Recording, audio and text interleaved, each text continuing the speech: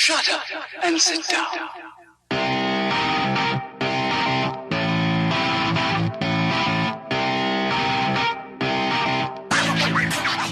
Oh yeah, it's gonna get real cold up in here right now. Check this out.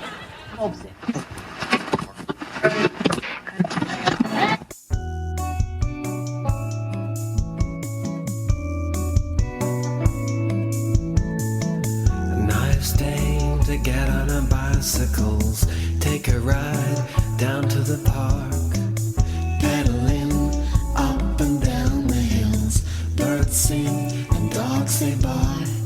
It is a stretch, but so far what you are hearing is the Dialed Podcast with Matt Legrand, Sir Ian Gibson, Lance Hepler, and Jake Von Turing. Have you heard that perseverance is the hard work you do after you get tired of doing the hard work you already did? Clouds flow by, and when we come back down, we roll so fast. Okay, what the What the bloody hell was that? All right, welcome back to the Dial Podcast. I'm Jake Von During. I'm here with Lance freaking Hepler. Lance frickin' Hepler.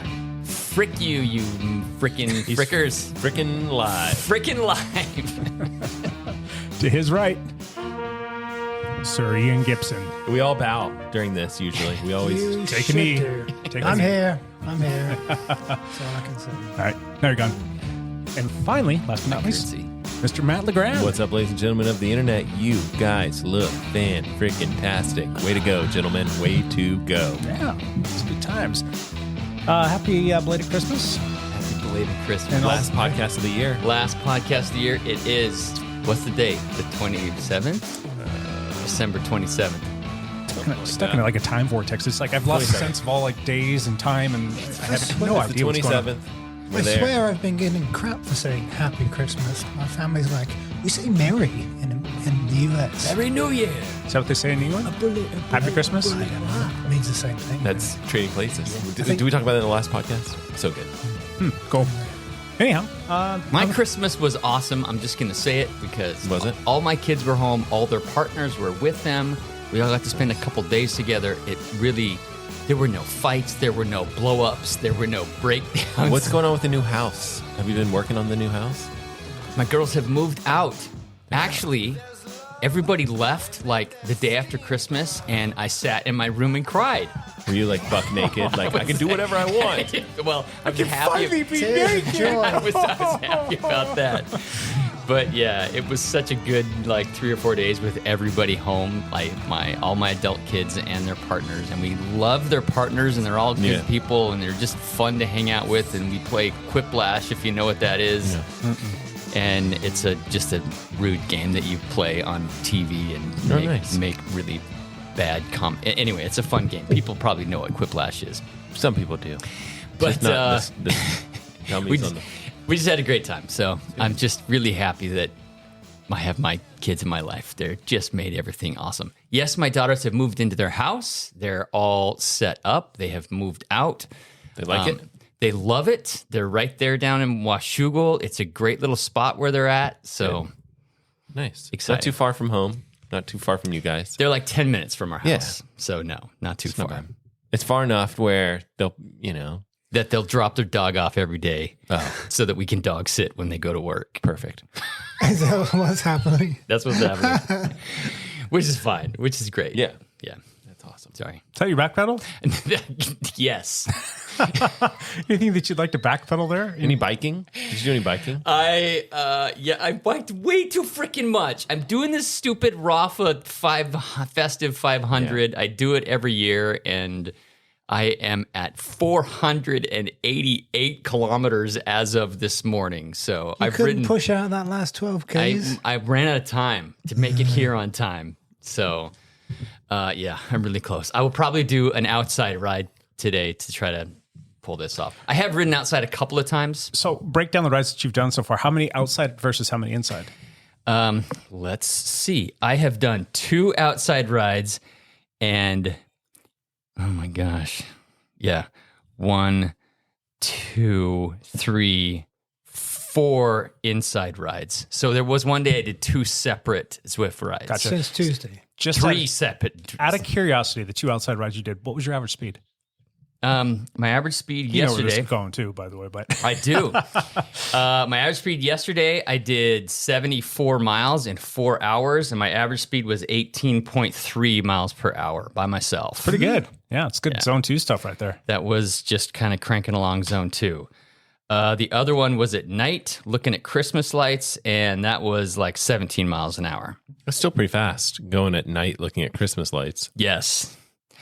My Zwift rides, my average speed amongst all 4 Zwift rides I've 47 done miles an hour. has been 24.5 miles per hour average. I'm curious what your average watt output is. Like your normalized power for the 2 Both or your of average those. power for the 2, what those look like. And the point being is like, if they're going to do the Festive 500, it's great that they allow you to use the trainer, but there needs to be some Yes. sort of like a I don't know, percentage change there. I mean, because like it's Yes. like accruing years in cat years. You know what I mean? When you're accruing those miles, it's like every mile you put in, you're getting like 2, maybe 3 miles on. Well, maybe not that much, but quite a bit more. Like 1.5 or something, it- but 1 and a quarter. It's a significant amount too. So, plus, how many coffee breaks did you take? Today, in a 2 hour and 15 4? minute ride, I took 3 coffee breaks. So that's another 9 minutes right there that you didn't have to do anything. Yes. However, riding indoors on a trainer sucks because there's no like real I coasting. think you're getting accused of sandbagging. No, I'm This just is exactly what's general. happening. I think what's going on here. This is. I mean, Jake. I'm interviewing. I'm going to intervene right now. Let this guy. Let this guy have a little. Fighting. Okay, No. my 4 hour ride yesterday, I averaged 210 watts for 4 hours, which is pretty good, for me. My ride this morning for 2 hours, I think I averaged 185. Okay, it's still not bad. Now, at the end of the day, this is not Lance's fault. It's not the 500's fault. It's Zwift's fault. They need to change their physics. Yeah. And you just find a pack and you just get pulled. I along. rode with a Pacer bot that had 250 people riding with it. Yeah.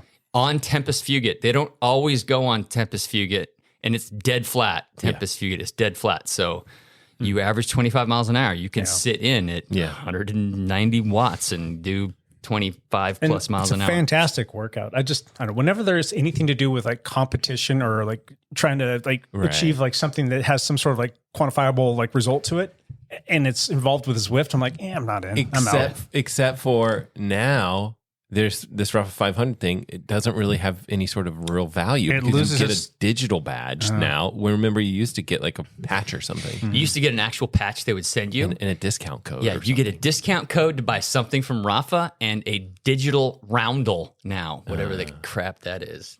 I mean, I agree with you that Swift definitely overshoots when it comes to speed and all of that stuff. But I think, I mean, in reality, doing 25 miles on Zwift is probably more challenging than doing 20 miles outside, just because I agree. you don't, you got the normal factors of being stuck on the trainer and cycling in circles going nowhere. So in terms of the actual Mental Mental- output. Yeah. thing, then I don't know. I mean, I tend to just forgive it. It's downsides because it's brought so much to the indoor training No, experience. I'm not arguing with that at all. I think it's fantastic. And does it suck? Yeah. But at the same time, are you getting a fantastic workout? Sure. Yeah. But when you're talking about competition, you're trying to like measure one thing against another, like outdoor versus indoor. I mean, it's 2 totally separate things. And Yes. I've been on Zwift for 10 years now, or however long it's been, almost 10 years. I've still never done a race, and it's just because it's just not normal racecraft. It's just completely like wrong, and the numbers are wrong, and people can go in there and cheat too easily. And there's just so many variables about it. Like, all right, it's just not for me. If you think about it, if Lance was riding in a Peloton in somewhere out flat in Arizona somewhere, and he was with a big old pack of 200 people, I'd be under 200 watts going 25 miles an hour. yeah, I don't know if you'd be fine. quite that fast, but yeah, you'd be moving.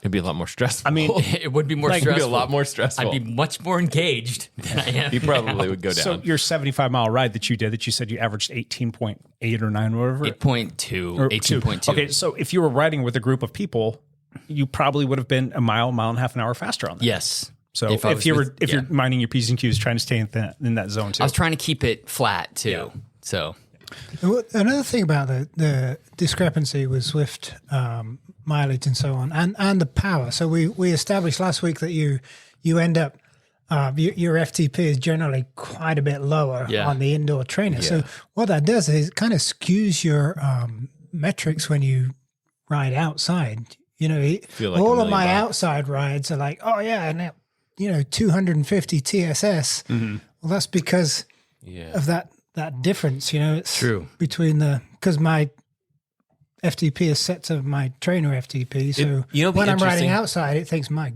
God, you're It'd be really interesting if flogging yourself. it'd be interesting if there was a platform like Training Peaks or something like that where they would be like your indoor FTP and your outdoor FTP, and then it would calculate TSS, all of those metrics based on Based on that. whether you went indoor or outdoor. Because you're right. For me, it's like usually for people it's like 10 watts or something. For me, it was like 20 or something. I mean, it's just a massive difference.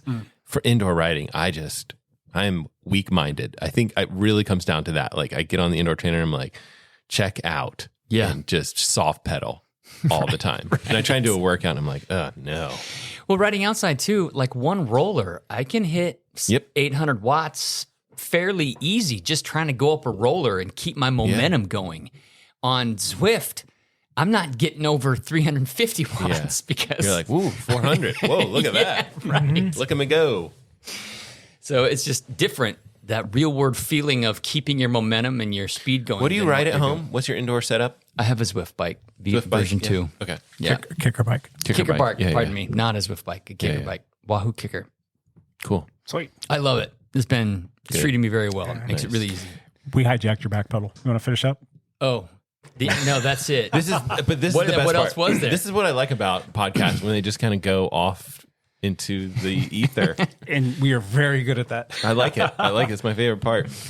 I'm just about to cross over 11,000 miles for the year. Okay. Again, skewed from indoor trainer rides. Yeah. Yeah, it is what it is. I guess you just have to factor that in and know that, there's a difference between the two. But it sure would be nice if they would just figure that out and make it all more on par with each other so it's more realistic. Just my 2 cents, but Gibbo? I too had a good Christmas. It was great to have both of my girls back home. From my youngest is in college in Eugene. My eldest lives in Salt Lake City. They both came home for Christmas, so we had a good family time. Sweet. Yeah, I mean, we were kind of stuck indoors. It was raining and raining again and raining every day. What a drag. Looking outside right now, it's coming. raining It's coming down pretty hard. But I've been out walking around the neighborhoods, and I too spent a bunch of time on Zwift. Yeah. So riding wise, I did some of the same thing, but no Festive 500 for me. Basically, I'm still on this weight loss kick, still trying to drop a few pounds. So a lot of my rides have been putting calories in the bank. Yeah, endurance zone stuff, not like high intensity stuff. Yeah. So aside from that, how much value my rides have given me in terms of my training, I don't know. But anyway, getting there. Cool. I got niggly things, part of getting old. Like my knee is restricting me on what kind of riding I can do right now. My shoulder is restricting me on what I can do in the gym right now. Poor old bugger. You're falling apart. Poor old sod. We're all falling apart. That's true. I am. Feel like I'm falling apart. Just going to get better. Cool. LeGrand. I don't have anything huge to talk about. Christmas was amazing for us. Like staying home for Christmas with the family was choice. Like it's my favorite to be home. And it did not disappoint. Kids had a blast. It was very chill, very relaxing. I think my wife and I still each got out for a run, because that's like one of just what we like to do. We like to get on a run.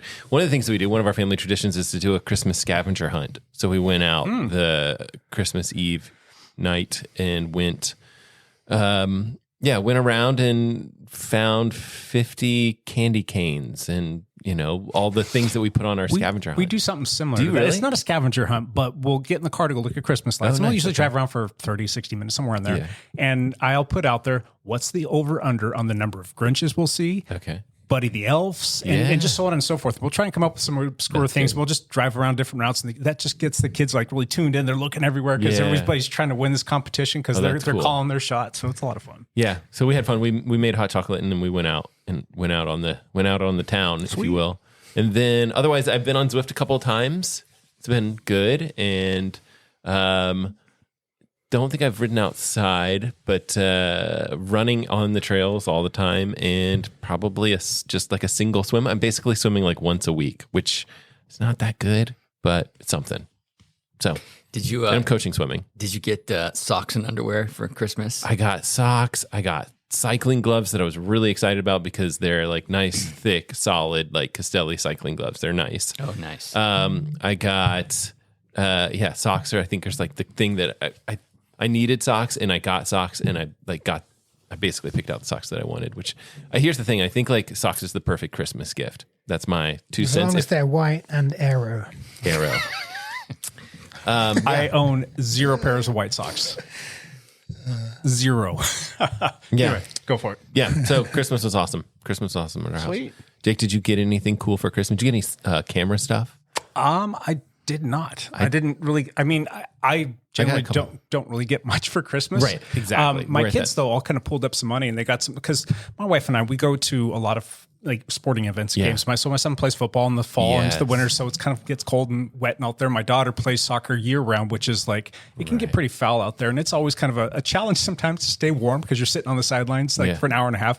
And so they all pooled their money together, and they got each of us those heated vests that you can. It's like got the little battery charger thing. I'm like, it's kind of cool. It's a good idea. Cool. Yeah, that is cool.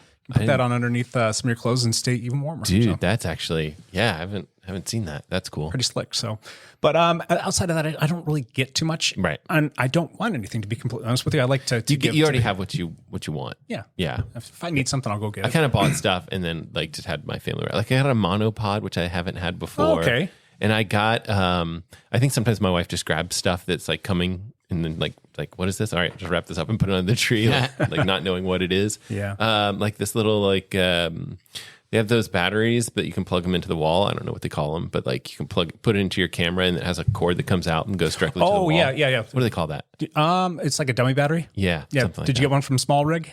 I don't know. Is that what it is? No, it's some off-brand or whatever. I got one of those too, but yeah. Anyway. I figured you had one. Yeah, I figured like anytime I'm like, I got this, I figured Jake's already got, like we have all the same camera stuff. Yeah, So Matt uses his a lot more than I do though. Maybe in 2025. Although in my defense, I just don't post a lot of stuff. Like I went back and looked, and at the end of the year, every single year, like you'll go and say, all right, whatever this app is, what are my best 9 Instagram posts from the year? And then it'll give you like this little grid and everybody posts that. Speaking of which, one of your Instagram posts was sunrise with Mount Hood. Yeah. It was stunning. That was like Christmas morning. That was Christmas beautiful. morning? Yeah. That was phenomenal. It's like one of my favorite photos I've seen in a long time. very good. And it's very good. It's funny you mentioned that because that's kind of what I was thinking. Like, I'll post this up. I wonder what my top 9 is going to be for the year. Yeah.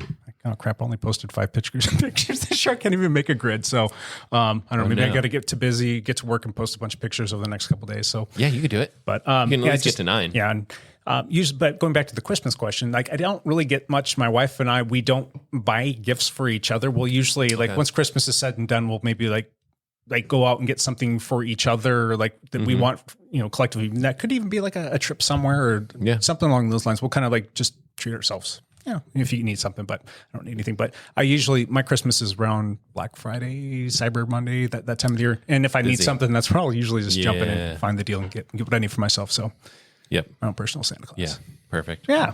What about you? Have you been on the bike? Not yet. Not yet. Okay. I don't know if we talked about this last week. I can't remember. You're not cleared. Kind of cleared. Okay. Well, technically, I could possibly start now. I just haven't because I've been so stinking busy. But the doctor did say you don't need to wait until the end of January. And after I poked and prodded and like asked all the qualifying questions, he said I don't see any reason why you can't get started at the beginning of January, so that I can get off this new year without like being a month already more in the hole, which is going to be nice. So I might jump on the bike a couple times between now and then just to see how my body responds after like 10, 15, 20 minutes. And then I give it a day or two and then just like reassess and like, all right, if that wasn't that bad, maybe try and add just a little bit more. It won't be any kind of a workout. It'll just be sitting on a bike and seeing if it's going to cause any more issue and then go from there. So yeah. Sounds promising. Do the Festive 5. The Festive 5. Festive 5. The 5.0. Yeah. So anyway, other than that, it was good Christmas. Have fun. It was one of those Christmases where we usually are all over the place. We're going to like in-laws' house. We drive up north to Gig Harbor, Washington to go see my mom and my sister. And everybody canceled everything on us this year. for a multitude of reasons. Like my mom had a little fall and broke her leg, and so they had to like kind of reshuffle the deck, so we didn't go up there. And then we were usually go over to my in-laws house for like Christmas Eve and do a bunch of stuff over there. And my mother-in-law hurt her back, and she was feeling stressed, and so we ended up taking over everything and did everything here. So we did Christmas Eve and Christmas dinner here, and yeah, it was fun. So, is it nice having all the kids home? Oh, it's fantastic. Yeah, like, when I got my tribe at home, everybody's under one roof. That's a good feeling. Time. It's surreal though that it's come to that, but it is what it is. So anyhow, Champ Bailey in Is sports. Champ Bailey here? Champ here. Is he around? Can we bring him in from outside? Hey Champ, turn off the cyclocross. Get over here.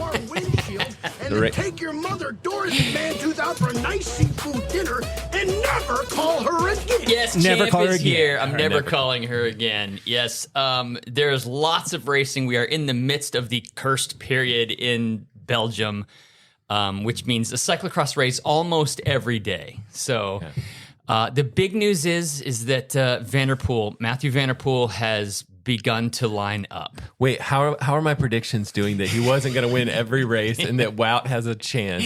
How am I doing? How am I doing? Terrible. Matthew has won every single race. I think I'm going to owe you a beer for that. The first race, Zonhoven, is just this incredible venue with this like sand amphitheater where you have to ride down this very steep sand pit, like into this pit. And Van Der Poel started on the third row, and it took him 1 minute and 12 seconds to get to the front. And by the time he got to the front, 1 minute, 12 seconds into the race, he was going downhill, and he went down this sand descent so much faster than everybody else. He was gone. That was it. Ugh. When he starts in the third row and he's working his way up that fast, is he that good? Or do you think people are like, oh, that's Van Der Poel, I got to get out of his way? No, he's that good. Just that good? Or he just has extra watts. Yeah. And he is as good of a bike handler as there is on the planet. Yeah. And how many extra watts do you think he has? How many do you think he has? Do you think it's like he's got 20 extra watts on people? He probably has 20 extra watts. Or is it more? Maybe more. He's just more powerful. Yeah. So, and he really, he went into that race just kind of wanted to test his legs, and geez, he was like off the front. He actually like dialed it back a little bit because he was almost 2 minutes up. Why do you need to win by 3 when you have, that many more races to go? You might as well just that's let the up, thing. start recovering. That's a huge advantage when you're racing the same people day after day after day. Yes. When you've got 8 races in 3 days, you've got, the guy that can kind of chill out is going to have an advantage versus everyone else. Yeah. But it's not just his power and fitness. I would say he's technical. His riding is better than everybody else's as well. Smooth and efficient. Like you said on the sand, but the other day on the mud as well. He rode stuff that other people didn't We're jumping ride. off and running. And even when he's running, he's just running more efficiently. Yeah. It seems like. Stay with us. We'll be right back. Are you ready to unlock your full potential? I want to introduce you to the Fit, Healthy, and Happy podcast, a powerful resource to transform your life today. With expert interviews, practical tips, and inspiring stories, this podcast is your roadmap to lasting wellness. Here's what a listener has to say. I used to struggle with my health, but this podcast changed everything. It's like having a personal trainer, nutritionist, and life coach totally for free. With over 2,000 5-star reviews, we're a podcast you can trust. The Fit, Healthy, and Happy podcast, available now wherever you get your podcasts. Yeah, he's quite good. Amazing. The next day, what was the second race?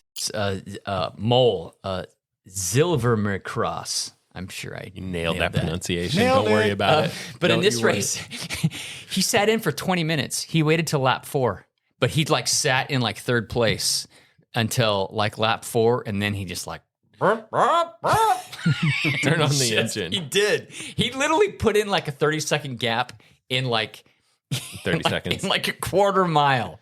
He's like, okay, I'm gonna go now and see how it goes. He still won that race by over a minute. Jeez. So it was really pretty incredible. The first race that he was supposed to do with Wout van Aert, Wout did not show up. He was sick. Yeah. And so that was yesterday. So he was not feeling well. But still, he went out and it was a really muddier, nastier race, but he had trouble in the beginning. He didn't. Yesterday's race, it was, or was it Gavir? Yeah. I was thinking it was today's race that he got like tangled up or something. Today's race was Lauenhout. Okay. I'm sure I'm nailed it. Keep moving. Keep going. So today's race was Lauenhout. Yes, Wout van Aert lined up. So Wout's first race, Van der Poel's first race. Wout gets the whole shot today and leads almost the whole first lap. Wout does. Okay. And then just like muffed a corner, like went around a corner in a weird line and just boom, hit the deck. Wout did. And Thibaut Nice went past him, and then Van der Poel just same old. Just took off. So, but he didn't like get completely away from everybody. And who was it? It was Thibaut Nice, Laurens Sweeck, who's been racing great all week. Laurens Sweeck actually hung with Van der Poel on the second race, like for 3 laps before he finally gapped off. He like stayed with him for like 3 laps, like on his wheel. They were together off the front. But Laurens Sweeck and Thibaut Nice were all with Wout van Aert, and it came down to the last lap, and all 3 of them were battling for position. Wout's in the lead, Thibaut Nice in second, Laurens Sweeck in third. Wout took a corner, not real good, and Thibaut Nice dive bombed him on the inside, got the line, and Wout went down. Ooh. So it wasn't bad racing. It wasn't like he took him out. It was just cyclocross racing. Yeah.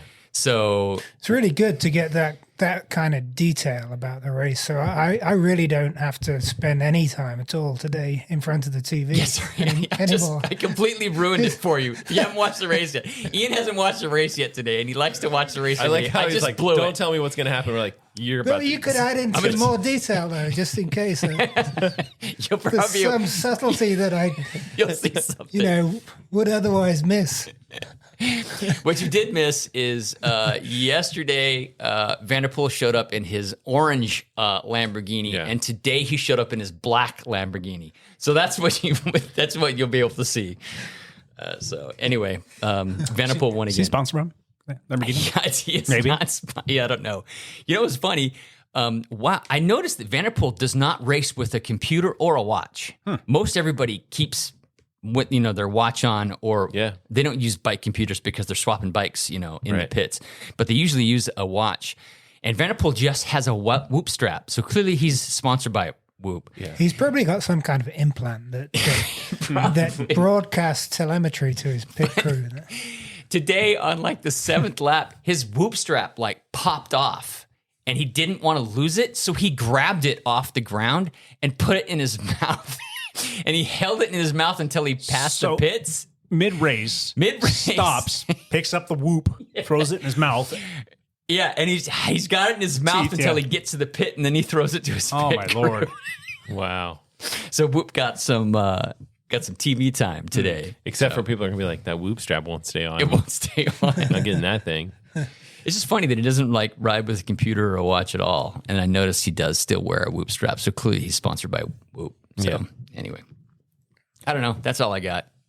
That's it, huh? That's it. Nothing else. The women's race, not everybody's showing up at every race, and so it's been a pretty. Okay, so I can still watch the women's race. You can still watch. I won't spoil the women's race for you. How many more races do we have left again in this Christmas series? Another 5. I think there's 10 races. Okay, and so there's 6 more races. Okay. Oh my gosh. Which ones are like the key ones that people might want to consider tuning in to watch? Well, Diegem is always a blast to watch. Mm-hmm. It is a night race. It is on Monday, so it's at night. It is very cool. However, Van der Poel and Wout, neither of them are going to that race. Yeah.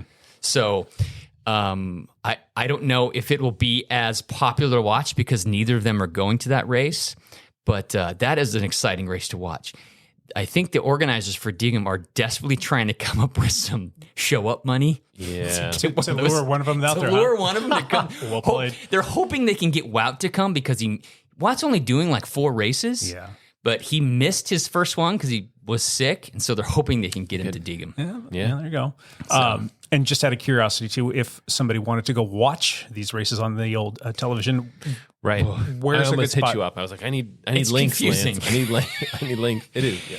It's confusing. The UCI races, all the UCI races are on YouTube, on UCI's YouTube channel. Okay. Live or no? They're not live. Okay. But live would mean like 2 a.m. for us. I'm up. I'm looking for something to do.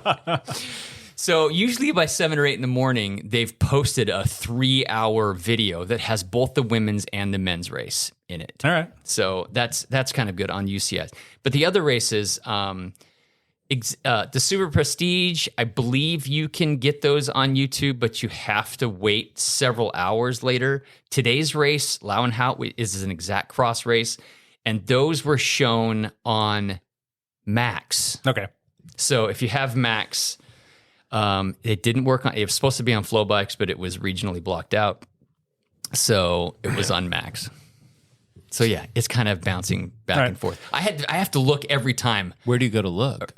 I just Google it. Okay. I was just going to say, How do I watch exact cross Lauenhout? Okay. I'll figure out what you can Google the schedule, the creased period cyclocross, and it will show all 10 races, and then you can pick one and say, find that one. How do you watch this race? And then it'll give you a couple options. All right, that's what I needed to know. That was yes. That's the critical information. I was literally going to text you yesterday and be like, I need this.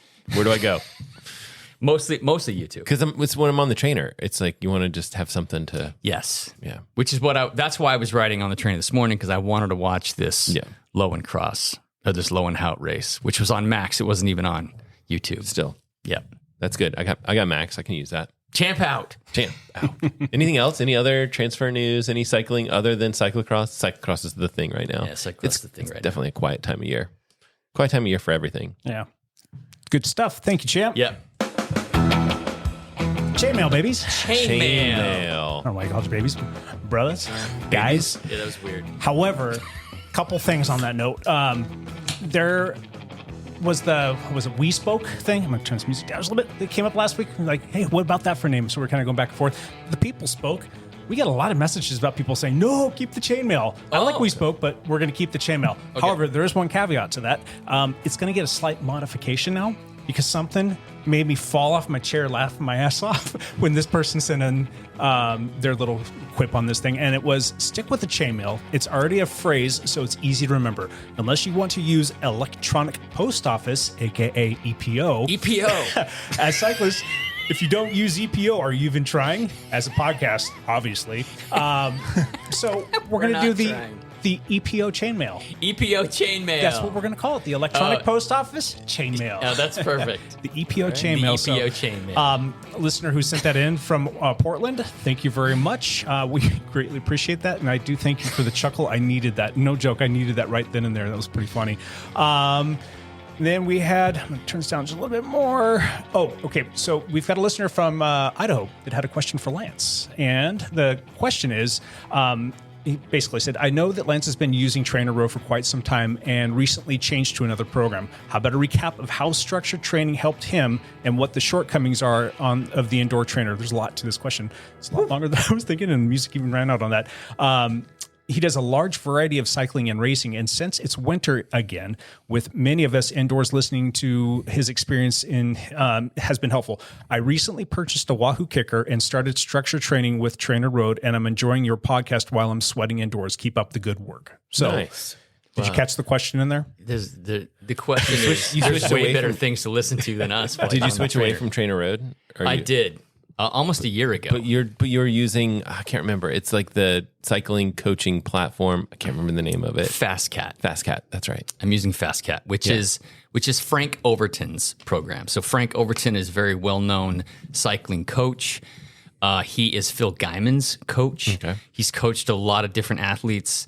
I met him at BWR Scottsdale and at where else? Steamboat this year. Mm-hmm. So I've had some conversations with him, had some meals, and had some done some rides. He with finally sold you on his platform. Well, I started using it. I haven't hired one of their coaches. Right. I'm just using their software platform. One watered down. So it's been good. It is AI based, but the AI is based on Frank Overton's personality and training techniques. Okay. So I don't know. And are you still paying for Trainer Road? No. Okay. Finally. Do you miss Trainer Road? No. No? Okay. That's good to know. Trainer Road is on the verge of linking up with Zwift so that you can do Trainer Road's workouts on Zwift. That has not been a thing since the beginning of Trainer Road. What was that? Forever 7 years ago, Trainer Road started, and you could not Trainer Road's been around for maybe a longer than that. long time. But they're both mutually exclusive things, Zwift and Trainer Road. You had to pick one or the other unless you were running two different programs at once, which we figured out you could do. Yes. But all the Trainer Road, all the guys who run Trainer Road have all been posting Zwift workouts, and they have announced on their podcast that integration is forthcoming very soon, but it's just not out How's yet. their podcast doing? I have no idea. I used to listen to it. It was so good. Sometimes it's good. Sometimes I feel like it kind of like some of the like when they change hosts and things like that. I feel like I was like, oh, I'm not as interested in this anymore. Jonathan Lee has been the same host for quite some time. He works like the main for guy, Trainer Road. He's a great guy. He's a great athlete. He's got young kids, so he's a busy father. So he's got real world stuff. How much do you pay for your Fast Cat program? I think I pay $150 a year. Oh, that's pretty good. Yeah. That is a Black Friday deal. It's normally $300 a year. Okay. So it's pretty cheap. If I wanted to hire one of their coaches, we do have teammates who have hired their coaches. And I have considered it, but I have never pulled the trigger because it's $350 a month. Yeah. Yes. Wow. Yeah. So, and what an actual live coach would do would tweak your workouts a little bit better, and they would look at all your workouts a little bit better, more than just what I'm getting from the AI. Because the AI looks at every single one of my rides and said, "Hey, idiot, you're doing too much." And so you need a real person to say, "Hey, idiot." That's what a real person would say too. Hey, you're doing too much. But I just haven't pulled the trigger on $350 a month. Ian, you're a much better value than what you would get from Fast Cat. I think that you should stick to a program that you can ignore the advice because you're biking for fun and you want to when it's rainy and cold and gross and nasty out and you decide you get a little fire in your pants and you're like, I'm going to go for a 4-hour ride. Right. Then you're going to do that, even if it's not the smartest plan. Even with Fast Cat, it's AI based. I can say, hey, I'm doing the Festive 500. Right. So I keep tapping on the That's okay. table. I'm going to do the Festive 500, so please add workouts to my calendar that will include me doing the Festive 500. And it does it. It says, okay, we'll happily do that. This day is going to be zone 2, this day is going to be zone 2. But this day, you're doing a 3-hour workout, and an hour and a half of it is in sweet spot intervals. So it still tries to prep me for the race on my calendar, which was Belgian Waffle Ride Scottsdale, which I'm not even doing because it conflicts with our training camp this year, but that's a whole nother deal. You're training for training camp. I'm training for training camp. Might as well just leave that calendar date there because you're training for training camp. So me and Ian are probably going to be doing some road stage races in Arizona in February. Oh, cool. There's 2 different road stage races in February, and I think Ian and I are both going to go do them as training races type thing. That'll be fun. To get ready for training camp. Ready for training camp. So, yeah. So that's, I do like the AI part of it in that if I ignore it, I don't feel guilty. Yeah, exactly. Right? If I'm ignoring like an actual message from a coach that I'm paying $350 a month for, I would feel extremely guilty, and I'd probably be a better athlete if I used a live, real coach, but I'm doing this for fun. I raced 55 days last year. That's stupid, but I had a blast. It's nice. I loved doing it. I realized that I would have been much better at a few certain races if I had focused on a few certain races, but that's not what I wanted to do last year. It's nice that the AI can quickly rearrange your calendar so easily to accommodate something like the Festive 500. That's putting AI to good use. Well, and just like Training Peaks, I can if I run out of time to do a certain workout, I can just drag and drop it to a different day. Yeah. You can do that with Training Peaks too. You can do that with if Ian's your coach, you can say, hey, Ian, I'm not going to do that on Tuesday. I think I have more time on Wednesday to do that. Of course, yeah. And so things can be rearranged. But you can still, even with a coach, you can move the workout you want. Unless the coach locks that workout, then you can move it around. But it's not always optimal to do that because each workout is partially based on what you're supposed to do the next day or the day previous to that. So it's not always good to make your own edits, I guess. Yeah. Now I realize I am trying to do a lot of volume so that I feel like I have the endurance to do well at these races.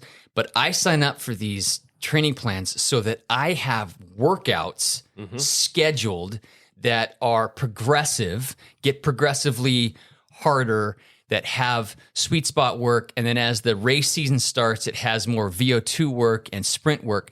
I want those workouts I don't want to have to go search for a workout on the day I'm trying to go do workout. I want it to be in my calendar somewhere so I can just hit, yes, I'm going to do that workout today. Yeah. And with both of those plans, same with Training Peaks, same with Trainer Road, same with Fast Cat, you can push those workouts straight to your head unit on your bike. So you can do them outdoors or you can push them right to Zwift and do them on your Wahoo Edge Ace. My Element Ace, sorry. Yeah. Edge is Garmin. I still think though that even like if you were to pay full price for that AI based plan versus finding a coach with a bespoke training, more of a variable, adaptable plan at the lower end. If you add it all together, there's probably not a whole lot in the price difference. Yeah, maybe not. Is it? I don't know. It depends, I guess. I'm just trying to plug my own thing. Well, you should. Because what you would give an athlete is way more personalized than what I'm getting. But you basically pay your money and you take your choice. Yes. You get so much more if you have a relationship with a human, with a coach who looks at every one of your workouts and then decides whether to add more, take some away, talk to you, get feedback, see how it's going, make decisions on the fly, adapt to your own work schedule, family schedule, holiday schedule, all of this stuff. So, but you're going to pay a premium for that. Correct. No doubt about it. Yeah. But is it effective? Yes, I've got to say that. And being beholden to a person versus an algorithm, there's a lot of value in that. That's way more as well. motivating than what I'm doing. Yeah. Yep. I have no allegiance to the Fast Cat AI. He's called Coach Cat. But at the same time, Coach Cat. I was talking to somebody about this morning, and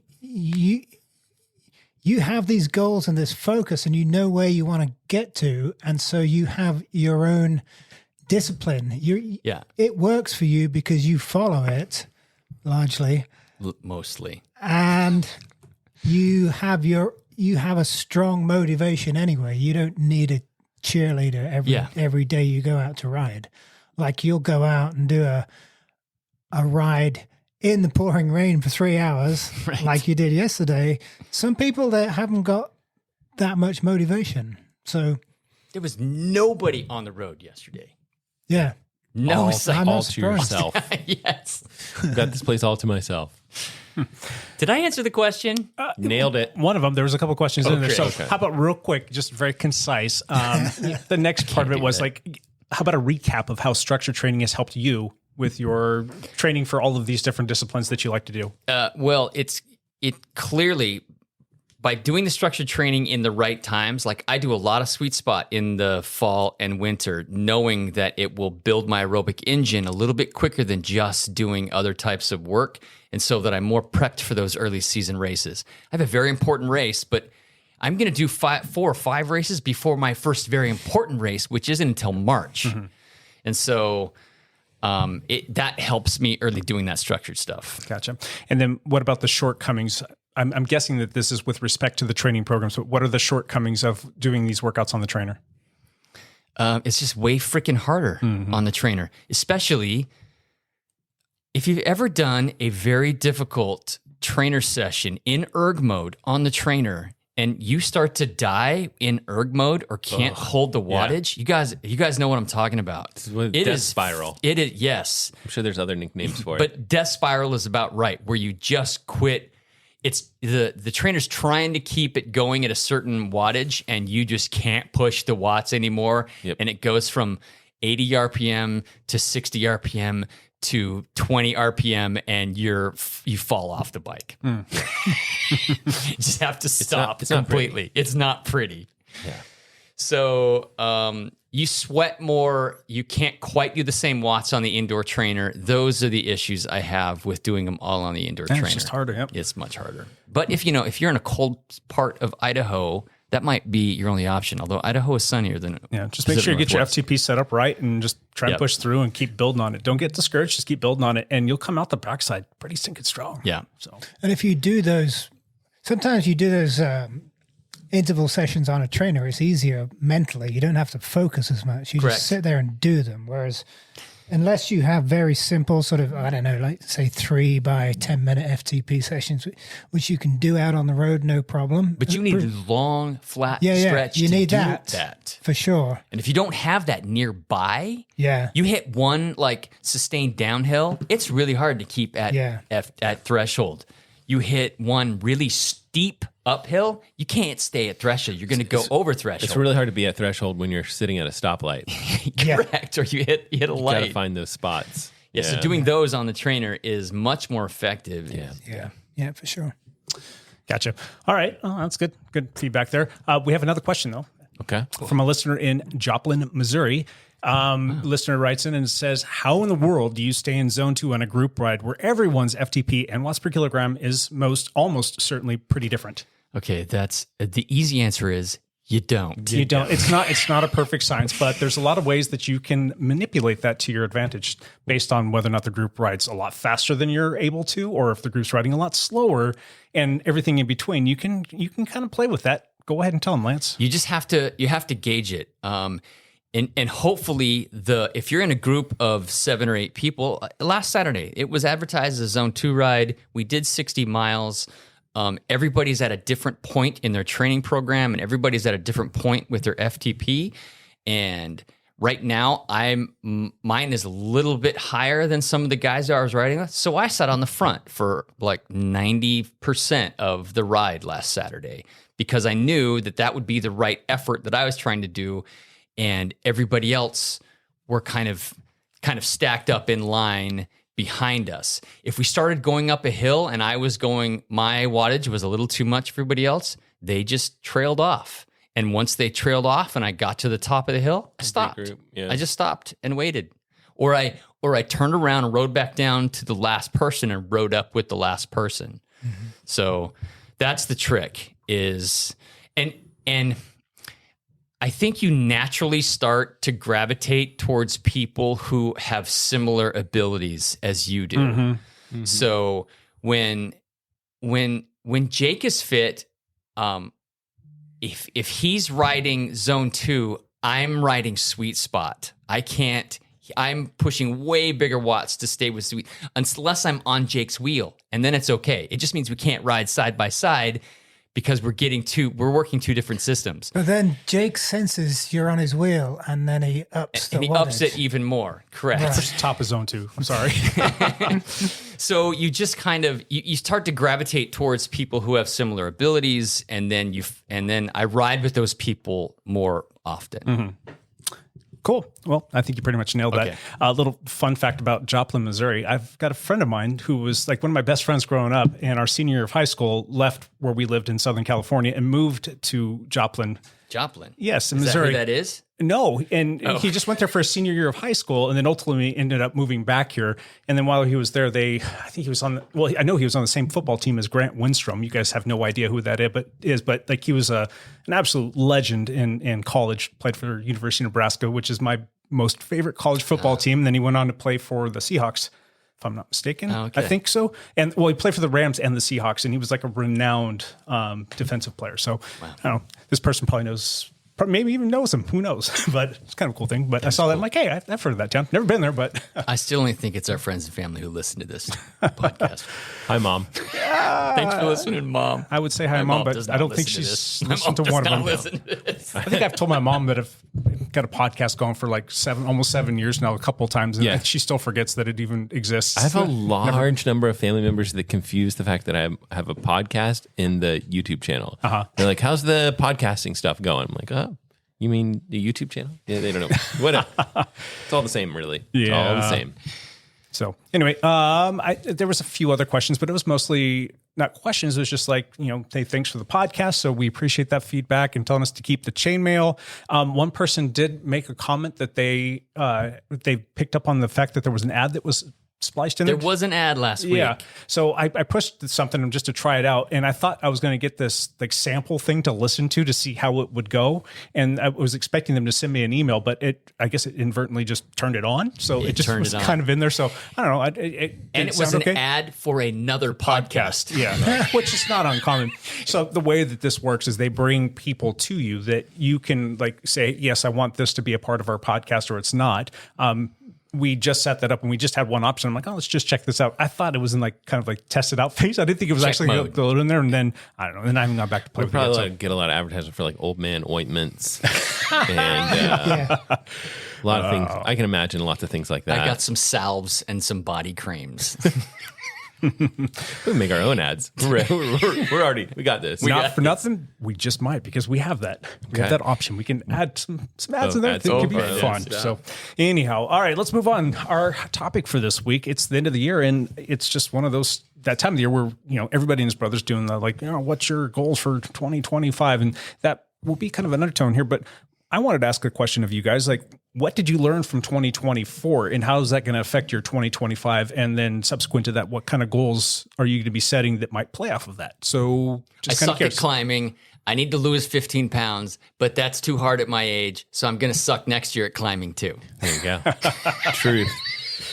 Oh, do you guys have anything, like any learning moments, any aha moments, or anything that you learned about yourself, or things that you tinkered with and you're going to like fully like just unload it on 2025? Matt, you got any big plans for the YouTube channel? There's lots and lots of things. I think I'm going to, one of my plans, I shouldn't talk about things that may or may not happen, but I want to do a series that has like a regular release cycle, like I don't know, it might only be like three episodes or something like that. Maybe like ideal would be something like a 5 episodes, like with these release dates, and do something interesting that way. The goal is to talk about like the technology behind stuff, like,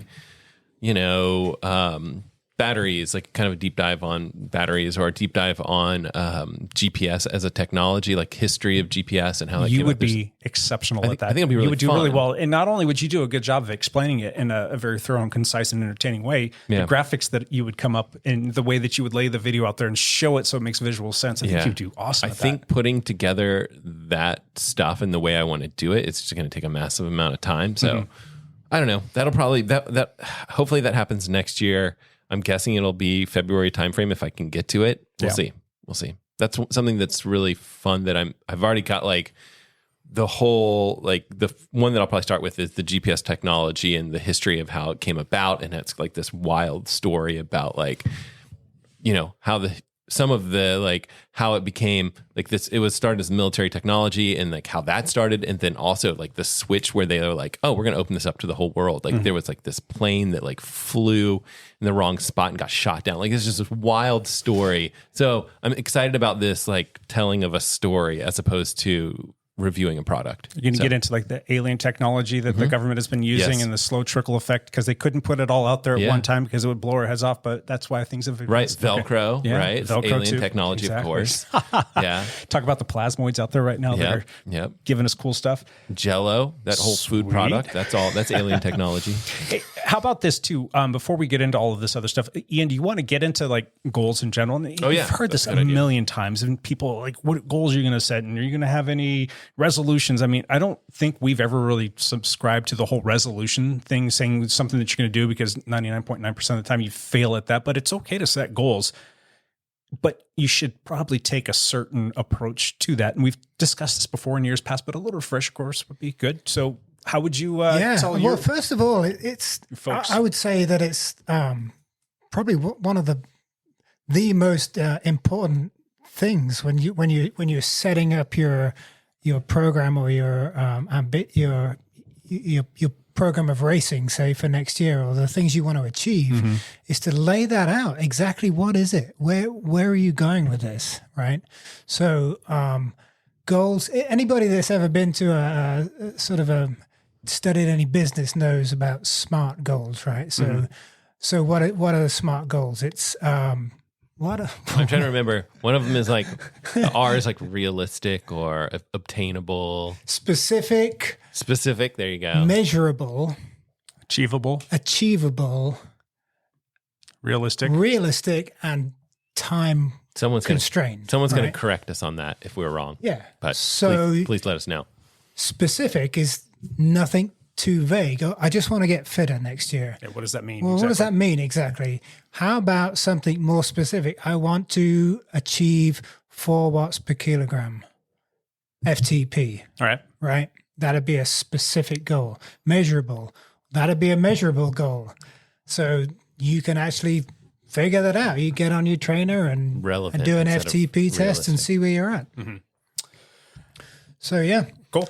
All right. So what goals do you have set for 2025? And is any of that coming from what you learned about yourself in 2024? Yeah, I guess. Like I was thinking about this. And one of the things I learned, and I don't know, you may contradict me on this, but I really learned that as you get older, as you get senior, you have to kind of temper your goals. Like it's okay. Your performance my performance, the things I can measure about my cycling are not as strong as they were at one point. So you're I'm technically like lancing yourself, AKA sandbagging a little bit. That's my goals. No, I think my goals at this point are just to stem the destruction, to stem the tide, to not lose any fitness, to keep on doing what I'm doing and be as competitive as I can be. Sure. But realistically, am I going to get to new heights of performance? Probably not. Yeah.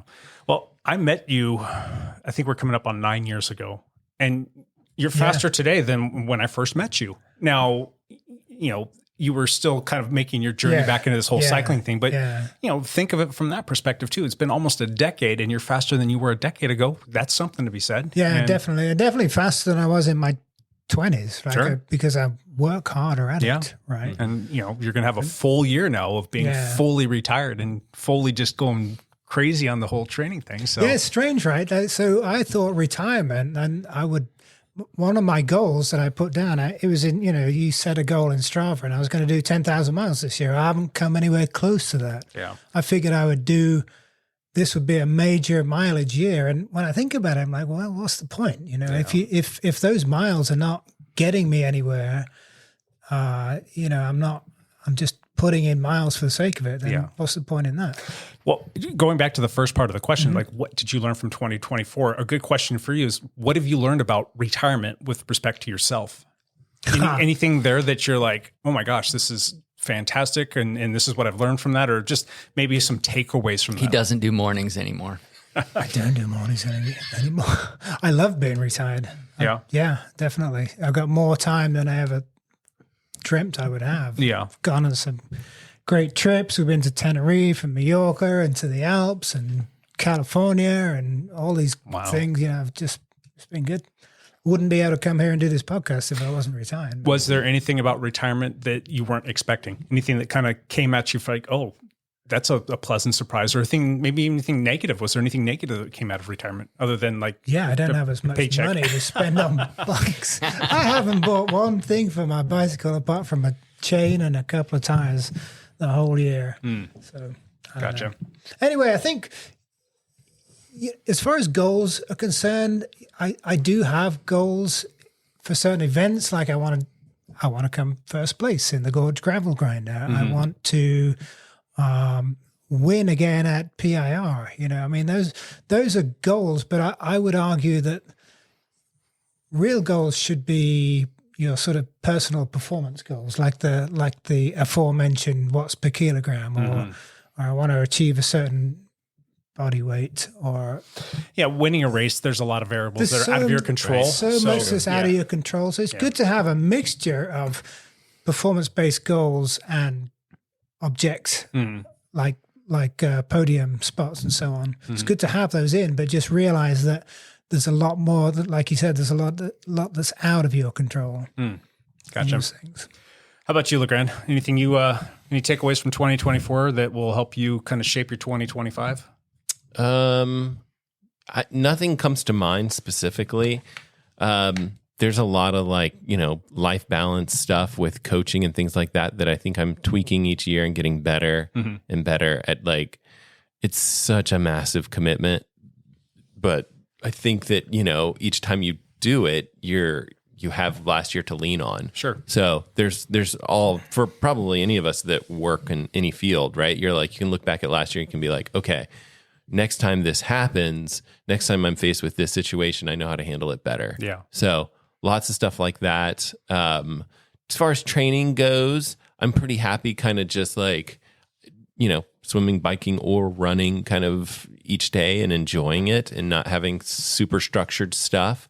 I would love to do a triathlon next, spring or next summer or something like that. I don't want to have any super competitive goals with it, but just to participate is super fun. So yeah, that kind of stuff.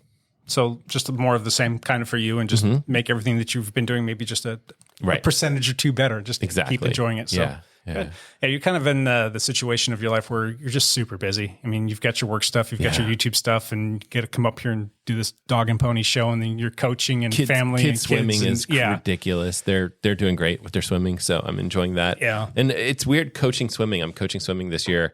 I coached a little bit last year, but now I'm more full time. Not full time, but you know what I mean? I'm coaching every day as opposed to, more like a substitute coach. So that's interesting.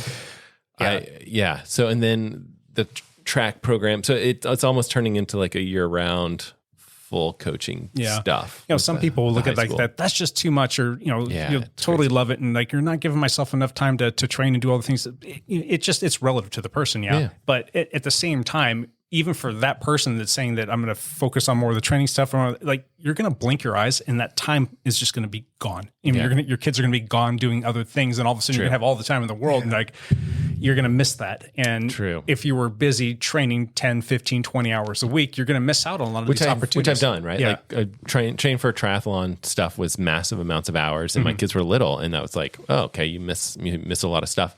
And right now they are so competitive with their swimming that every weekend we're going to do swim stuff, and it's been pretty fun because we're a big part of that team, and it's fun. It's enjoyable. It's fun to be plugged into that, and that 8, 10, 12 years, whatever it ends up being, that cumulative amount of time is fantastic to be able to experience all of that. If you could just figure out the secret sauce to pause the whole aging thing, so that you could pick up where you left off and not have to worry about crap, everything's falling apart. That's the thing is you get back on the trainer, and so I'll probably go ride Zwift this afternoon because it looks pretty rainy out there.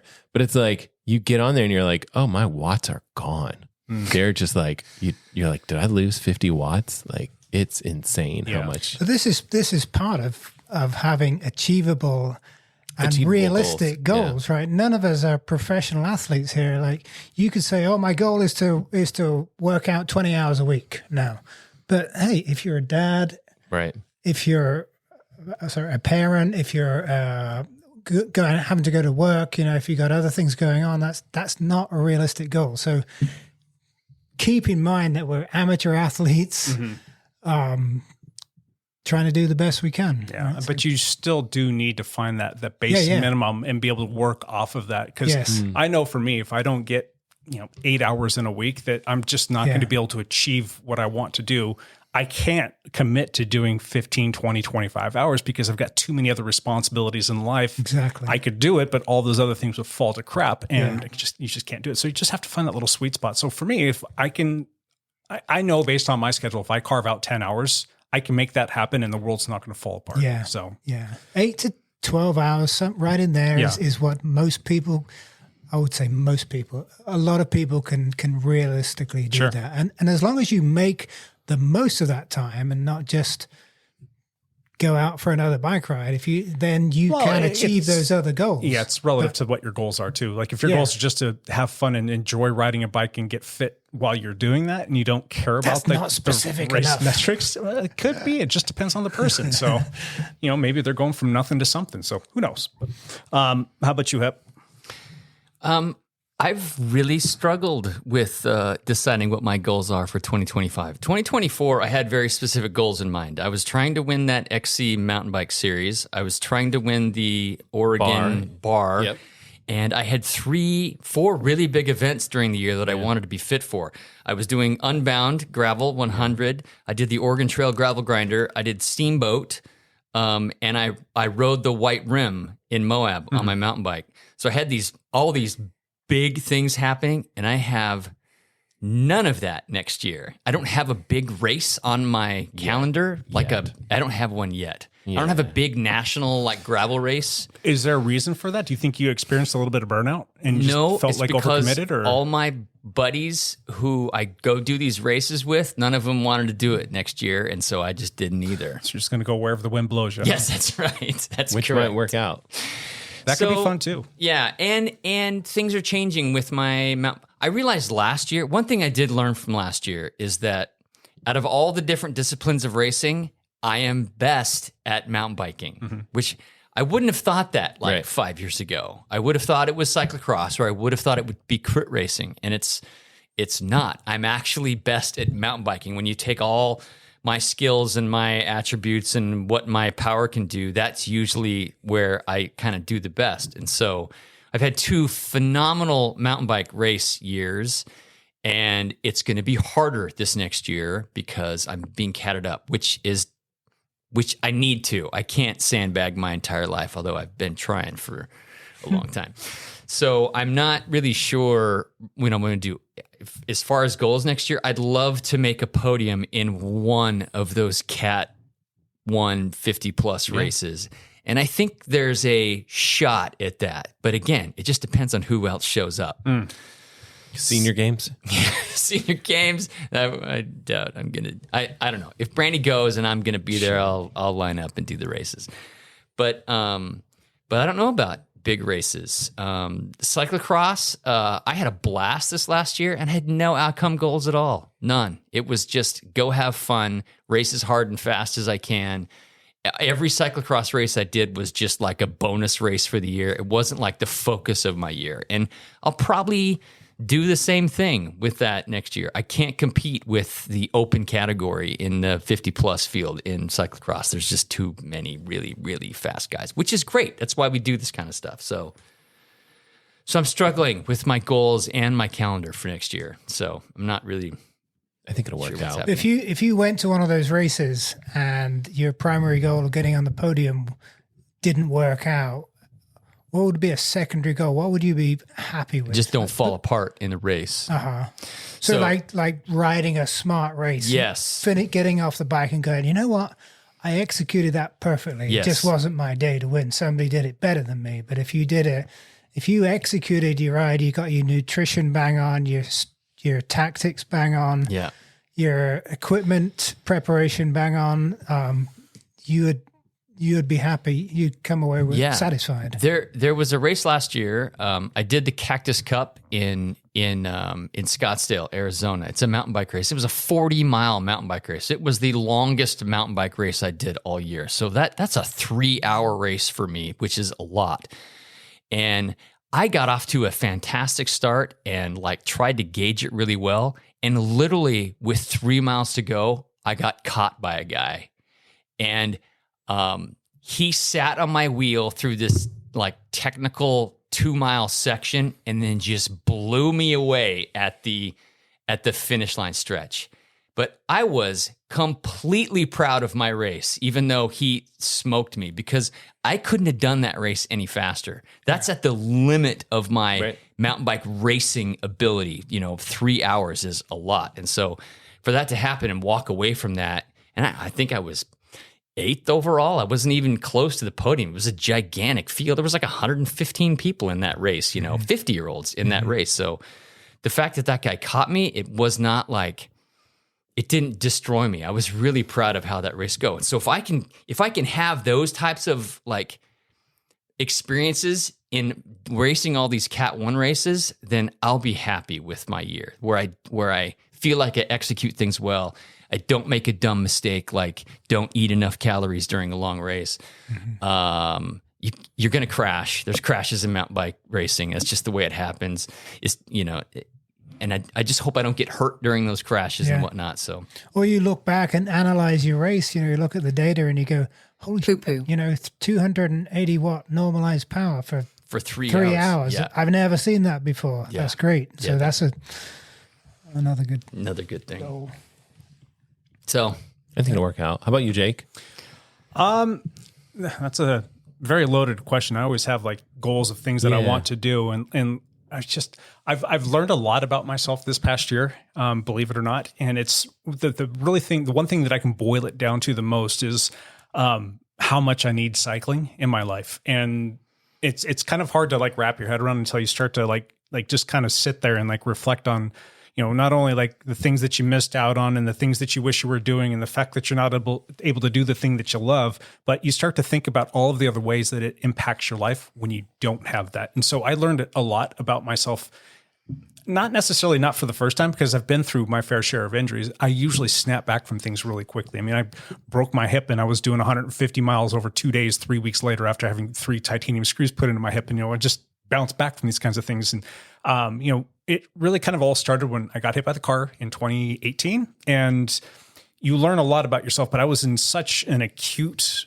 amount of pain and having to go through all these surgeries. Like you kind of don't realize how much it's, taking what it's taking away from you, not being able to go outside to ride when you're in that moment, because you're just trying to get to the next day and not have pain and get to the next surgery and trying to rehab. And then there was a station where I'm like, all right, I can actually get back on the bike and ride. So when you look at the cumulative collective amount of time that I was off the bike, it really wasn't that much, because I was back on the trainer. I think it was like September and it happened in June. So it wasn't a big chunk of time. And given the sheer number of injuries that I had and the fact that I was able to get back out on the ride. Was 6 years ago now. 6.5 years ago, yeah. And I was able to get back on the bike and I was able to slowly work my way back and start to get to a certain amount of fitness. And then probably like a year or two later, I was feeling really good. I still had a lot of limitations and I was never going to be my same self, but I was able to get back and be fit. And then I had another freaking injury when I had the little like washout and landed on my hip that was just a slow burn that caught up with me over the course of time. And so I dealt with that a lot all of last year for the most part. I think I missed 11 months of riding because of that, because I needed to take time off. I was trying to figure out what was going on with me. I was trying to come back and tinker with it and it just wasn't working, and finally got things lined up right with the doctors and all that stuff. And, in that time though, you start to realize like, man, there's a lot of things that are affecting you. And it's not just like, that you're losing watts in your FTP and you're losing your, your overall fitness and you're gaining weight and you're doing things. There's a lot of things that happen to you psychologically speaking that really kind of like, I don't know, you don't realize it until somebody kind of brings it to your attention. And usually it's like a spouse or a loved one, like, you're a little bit this or you're a little bit that. And you just realize, all right, the cycling, when I have that in my life and I am making that a priority, not like over everything else, but a priority, like I'm going to get this done. I'm going to get my volume in and I'm going to do all the things and be competitive. And I get to go blow the cobwebs off of like everything that's going on, or get to like decompress, or you get to go out there and, just feel good or have conversations and connect with your people. There's so much value in that. And I was able to get back to starting riding. I think it was in May of this year, and slowly built my way up. And by the end of the summer, I was feeling pretty good. I was starting to get my fitness back. I dropped a bunch of weight and was thinking like, all right, this is going to be it. I'm going to have a really solid off season, and we're going to build up, and 2025 is going to be the year. And that was my goal. And everything was going along fine until all of a sudden, your doctor's like, yeah, you got to have surgery. And that was not my bingo card for the year. So anyway, I did that. And then I've been off the bike now for 4 or 5 weeks again. And you start to feel those things creep back in, and you're like, well, crap, here we go again. And it's just like, all right, for sure. I know that cycling, not having that outlet is causing change with you, whether it be physiologically or mentally and all the other things. I need that in my life. So I've for sure know that about myself. And I know that I need to have that so that I can manage and do better and be a better person. But it also helps me from a production standpoint, not just on the bike, but off the bike. I can get so much more done during the course of a day if I just factor in like a ride, even if it's just for an hour or even up to 3 or 4 hours, it doesn't matter. I still get a lot more done. I just have more energy, more mental clarity. My ability to sit down on the bike and ride and just kind of systematically work through some thoughts and coming up with ideas and trying to game plan and trying to figure out like business stuff and all of these things, like they just kind of come to you, and you just can go out and ride and kind of be with yourself or your friends and just really just focus in on this stuff. So at the end of the day, I need to figure out a way to stay healthy and not get hurt. And so that can be, you can call that a goal, but there's things that are out of your control. So my goal is just hopefully to find the cycling in whatever form that is. And hopefully when I get back on the bike, be able to be consistent with that. And then if I can be consistent with that, then I'll slowly add in like the structured workouts so that I can get back to being myself. It's a lot of stuff just to kind of puke out there and tell you all about. But that's kind of where we're at. But we have no control over unforeseen health issues. No. And that's going to happen to one of us at this table this next year. Yeah. Something will happen. Yeah. Some health issue will come up for one of the four of us that we were not planning on or you didn't foresee. 100%, yeah. It just happens. So, and it can be a myriad of things. It could be you get hit by a freaking car. I wasn't planning on that. I was training to go win a state championship road race, and I think I had a pretty good shot at it. And then next thing you know, you're like in a hospital for a week, and you're just trying to figure out like, am I ever going to be myself again? So, things can happen, and don't get scared because you could crash your mountain bike. Or in some ways, it is scary to think that so much of, I can say this personally, so much of my identity and personality and everything is tied up with cycling now, which seems crazy. I mean, it's such a simple thing to do, and yet it makes you the person you are. Mm-hmm. And if you take that away, then there's rocks. What's that? There's always rocks. They take cycling. There's always rocks. Rock hounding. Going big. But 2025. Big rock hounding. It affects you. It affects everybody around you. So I definitely understand what you're saying. It's funny too. You would think that like, all right, you're not riding. You've got an extra 10 hours in your schedule. Like my personality is, I need something. I need to be plugged in. I need to be doing, because my mind just doesn't sit down. It doesn't relax. And if I have the cycling, it keeps that kind of at bay, and it kind of forces me to have that. But if I'm not, then I get back into doing too much all of the time. And then, you factor in like the fact that I don't sleep well and I'm up at the ass crack of dawn every single day. One of the things I've dealt with this last quarter of the year is like just mental burnout. Like my brain physically hurts some days. I'm not kidding you. Like behind my eyes, I've just got like pressure. I'm like, oh my God. And like, if you just like kind of like, all right, I need to disconnect from everything. And then you feel that just kind of come down and you can relax a little bit. But when I have the cycling in my life, I don't feel that. I mean, it will happen from time to time, but that it just kind of all goes away, and it's just not like a daily perpetual problem. And that's a real thing, like getting burned out and just not feeling like you've got like any energy, and your stress is up and your endorphins are down, and you feel like you just want to like turn the lights off on everything and just like go crawl in a hole and be away from that. I'm not saying that I'm depressed or anything like that, but it's just one of those things like you feel that it's real. So I need to get back on the bike so that I can manage all that stuff, and I can get back to being myself, of going a million miles an hour and enjoying it and not getting burnt out and sleeping better. Yes, please. Get back on the bike. Anyway, that was a lot. Can I tie a goal to that? I don't know. I don't know at this juncture, other than just being able to get back into consistently riding. I don't know if that's measurable enough for you, Sir Ian, but that's just going to be my goal, and then slowly work up to that. And well, it's all measurable now, right? You can you can look back on, you can get to this point in 2025, late December, and look back on your stats and go, did I achieve that? Was I able to get where I wanted to be? Yeah. How did my past season look? Yeah. Well, I didn't really have a season, and that was by choice. Yeah. I wasn't going to race this year just because I needed to focus on getting myself fit. But there was a silver lining to all this, even though I had to take some time off and it just kind of like not fell off a cliff, but it just like slowly went to nothing before the end of the year.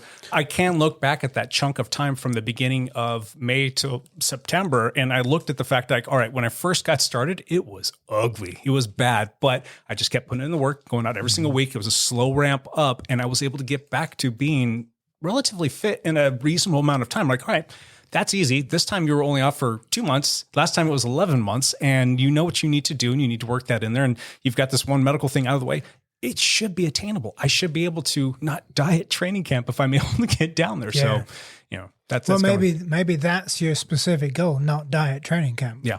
Would you be bold enough to say there's an event or a race or something that you want to compete in that do, or is that? To be honest with you, and this is on purpose, I have not looked at the race calendar at all to see what's out there, because I don't want to think that yet. I don't want to get ahead of myself and get excited about something and then not be able to do it. Like, I've registered for the Gorge Gravel Grinder the last 2 or 3 years. I haven't been able to do it between being sick or being injured. I'm like, all right, I'm just not going to put anything on the calendar. Don't want to have to deal with that. And then if it comes out to where I'm like, all right, I'm feeling good, numbers are looking good, there's something here that I can go do a race with. Let's see what's on the calendar and what's in a reasonable amount of time to go out there and do. I would love to go do a gravel race. I would love it. I mean, something in that 40 to 60 mile range to start would be fantastic. I would probably love to be able to go do your Barton Park race, because that's one of those fun races, even though that freaking wall's SOB. But, you know, it's just to go out there and have fun doing that. And I do need to get a mountain bike. That is a goal that I can put out there. Purchase a freaking mountain bike. And I'd love to be able to go do that and get back to my roots, because that's where it all kind of started. So, yeah, just my little thing there. Anything else that you guys want to add to that? Any funny goals, any podcast goals you guys have? Oh, let's put out a show every week. And let's bring on some guests, maybe. Yep. You know. Oh, I'm going to save this for my last thing. Find something witty to say during my introduction. Too late. Maybe. Too late. I think I have enough where I can make something for you now. So I think I need it. All right. Well, that's all fine and well. Anything else you guys want to add there? Otherwise, let's move on. Let's move on. All right. Let's do it. One last thing, Matt LeGrand. I like how everyone just looks at me like, well, you get to you go will first. be going first. You always know what you have to say. That's because I always talk about videos that I've been up to. Each week I try to put out a video. Roughly, it's kind of been slacking a little bit more. How like many did you put out in 2024? Roughly, I don't know. 40-something. 40-something. That's great. Yeah, I think so. I could look back and give you an exact number, but last week I posted the Apple Watch Series 10 after 100 days. That video's done quite well. And then this coming up video, the next video coming up is going to be called Trends for GPS Watches in 2025. So yeah, there's some cool stuff that I'm kind of looking forward to next year as far as like gear wise, what I think watches will do, what these companies are kind of trending towards. Some of the ideas that I'll float out there in the video are like stuff that are really obvious. Like there's obviously a trend towards more AMOLED watches versus memory and pixel display watches. But some of the other stuff is like, this might not ever happen. There's like a micro LED technology that for displays that I would love to see make their way into. Would that be more battery efficient? Yes. Okay. It'd be battery efficient, and it's even sharper and high, brighter than, even better contrast and stuff like that compared to AMOLED. Contrast, yeah. So hopefully that comes. It may be another 2 years away, but that's the kind of stuff that I am hoping to talk about in the video that will be coming out whenever I can get it together. Any purchase goals for 2025 for Matt LeGrand? I wouldn't mind having a gravel bike or something like that, but I kind of have everything that I need. You need a gravel bike. I know. I think gravel you do. bike would be really fun. Yeah. So maybe I think I can. I'm patient enough that I can just wait for like a deal on something, and I feel like I know enough people that move through bikes well enough that I can just snag someone's old gravel bike or something like that, or not. I'll be just I'll just have happy one to enough. set for sale probably in like a week or two. So Yeah. just need to be able to find the time to finish cleaning it up. But it's got a bunch of new crap on it, and I'm just trying to get it all dolled up. But neither here nor there. Yeah, Lance has got one too, I think. I do. There's so many bikes. There's lots of good bikes out there. And then I feel like I'm in a good spot with like camera gear. Good for I don't you. know if you feel the same way, kind of.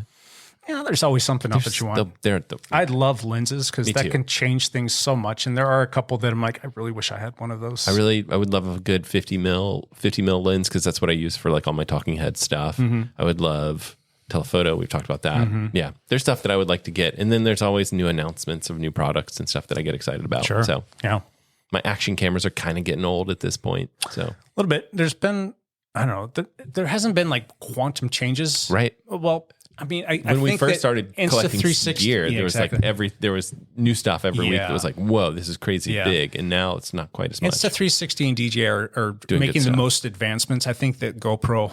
I'm Yeah. curious if they're going to be a company in the next couple of years. That's I know, just my right? question. But yeah, I that's don't know. true. We'll see. But again, even though that whole marketplace, I just haven't seen anything that's really knocked my socks off. And like I was excited when the new Insta 360 and the new DJI Osmo released. I think is it the Osmo, whatever their action cameras. Yeah. But and then you start to see some of the videos and like that just doesn't look that good. I mean, if you look at the produced stuff where they're everything is absolutely perfect, and then you look at like how it just normally is, I'm like that kind of has a. And I still feel like we're so far away from something big like 8K. Like that's just not even on the radar anymore. Mhm. It's like, yeah, that's just so many pixels, so much processing. Computers would just chug through that stuff, so much data.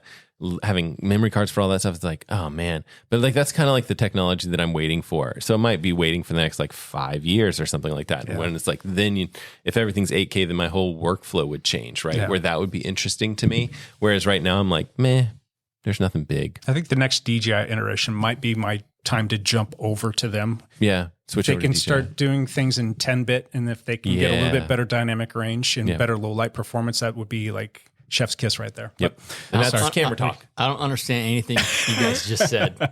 That has been camera talk. Camera talk. You guys got rock talk. We got camera talk. Gibbo. My one last thing is I'm counting down the freaking days till I can go ride my bike in the sunshine again. This is a challenging time of It's year. the time. Yeah, it's a tricky it's time. rained consistently for the last Dude, 3 or 4 weeks. hammered pretty good. Like that Christmas morning, I woke up. I'm Yeah. like, oh, it's going to be sunny out. sideways. And then I look out the window. I'm like, holy crap! Look at that sunrise. And like I Oh, literally yeah, that's right. I ran upstairs and into my daughter's room. And I tore the screen off of her window because her room has just this magical view of Yeah. Mount Hood. And she's like, "What are you doing?" I'm like, "Did you not look outside?" And I'm out there with my camera and I'm taking pictures and like, all right. So and it was beautiful. Oh, and so I you didn't take that with a drone? no, that was upstairs taken with my Sony. And Nice. then I, came back downstairs and I put it on the computer just because I wanted to like kind of pixel peep a little bit. And then I went and looked outside again. I'm like, well, that's gone. It went from like beautiful, majestic to like dark, cloudy, just not overcast, but almost like foggy, misty and just pouring rain. And it just didn't stop raining. It just rained. I and did rained and rained. not go outside the house all day on Christmas Day. Did you? Yeah. No. It just pissed Just- down. Yeah. I usually get out around the neighborhood for a walk at least, but Yeah. no. So it's hard this time of year. It gets dark early and it rains a lot, and that's just where we live, I guess. Mm-hmm. But 4 weeks. 4 weeks. We fly to Tenerife in 4 weeks. Yeah, Ian. baby. We're going to Spain. Nice. 4 weeks from today. I know that. What's his name? That is his name, sir. Asshole. Major asshole. Major asshole. We got on this ship anyhow. 4. We have 4. Thank you very much. Surrounded by assholes. Yep, sure are. Anyway, anything else? Is that it, Ian? That's all I got. That's it. Lance, what about you? All right, so we have a new challenge starting January Yeah. 1st. It is the Dialed 100 challenge. So we've normally done a 100-day streak riding challenge. Oh, yeah. But we are starting one this year, but from January 1st until April 10th. Yep. So that's the challenge. Randy, Ian, I remember doing this. Yeah, Yeah, Jake has this is super done this fun. the last few Yeah. years. But Randy Frost, a listener and a teammate, he has kind of stepped up and wants to kind of push this.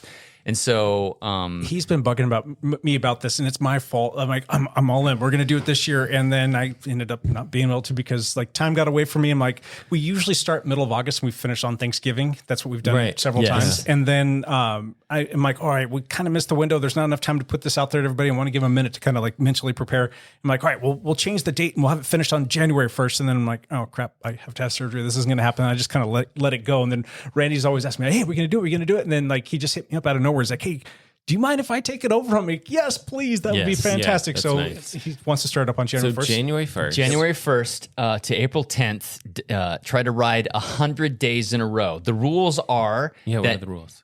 Each ride must be a minimum of 1 hour. Okay. And it doesn't have to be 1 hour and one ride. You have to ride each day for at least an hour. You could do 30, two commutes or a Zwift ride or an outdoor ride or whatever, but it has to be at least an hour. It needs to be uploaded to Strava, and it has to be #dialed100.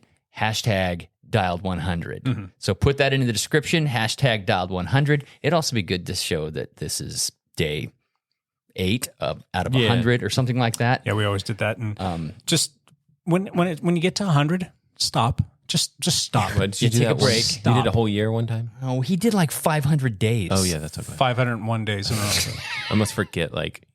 Stupid. I did a year. I did 365 days. Yeah. The same time they were doing it. It was too much. Yeah. Just don't be stupid. Yep. It was too much. So let's do this. Dial 100. Okay. At least an hour a day. January 1st. If I could do that. I could do a bunch of like 5-minute rides maybe. Yeah. Don't decide. Don't decide anything right now. Don't decide. You got plenty of time. You know, wait. We'll see. Maybe that'll be my triumphant return. But anywho, cool. Anything else? Nope. Cool. Thank you. Thank you for asking about that, Randy. And Lance, thanks for using that as one last thing. My one last thing is the podcast. I want to ask a big favor of people to go out and give us a review. We haven't had a review in a while, so we could give use us a some review. reviews. Whatever platform it is that you use, go give us a review because that does go a long way. The other things, we want to hear from you. This whole EPO Chain Mail thing, I freaking love it. Yeah, it's and pretty I cool. love hearing from people. So, reach out to us and just, give us some feedback. Tell us that you hate us or tell us who we want to hear or if you have a suggestion or whatever. Just it just kind of gets us excited and it's something fun to talk about. We want to hear from you all over the place. And then another thing is like, if there's a particular guest that you would like to try and get to have on the podcast, let us know. And I will sick Lance on him. All right. And, between all of us, I'm sure we can try and get some notable people on here. I mean, I'm sure Tade's not going to come on, but what if you could Tade? Get him on here? He's a listener. He's a loyal listener. And it's just everybody that listens to the show. I'm just so thankful. It still blows my mind. Like I said, we switched over to this new platform, and I can see things in greater detail now than the way that we were doing it before. And it just blows my mind how many different countries have tuned in to listen to us in the last 5 or 6 weeks, however it has been since we got started. How many different countries do you think have listened in the last, I think it's since like the middle of November, if I'm not mistaken. 8. Okay, Ian? 37. Ooh, I'll go 21. That's the closest. 23 different countries. Wow. Okay. It's pretty bonkers. I mean, if you listen to us from... Why? We've got people like in Belgium and Thailand and New Zealand and Denmark and the UAE and South Africa and Dominica and Austria and Spain, Nigeria. I mean, it just goes on. If you're in one of those countries and you're listening to the show, let us hear from you. We want to know why. Why are you listening to us? And then, just kind of... We can use Google Translate. There you go. True. Send us something. Yeah. There's a lot of people from the UK. I think this was just last week. There was 18 people. They're probably very offended because we've got our UK our talks and we've got our knighthood stuff. If you're from the UK and you are offended, send us a message. Please. Yeah. Anyway, just stay connected. Share the podcast. Thank you for listening. Appreciate it. All right, boys. Happy New Year. Happy New Year. Happy New Year. All right, everybody. Merry New Year. Merry New Year. Yeah, be safe. Do good things. And if you've got any goals as well for this next year, let us know. Or if you got any big takeaways or some favorite things that you had happen this year, let us know. Stay healthy and don't crash your bikes. Yes. Right. All right, on that note, we are done. We will be back next year and next week with another one of these. And until then, bye for now.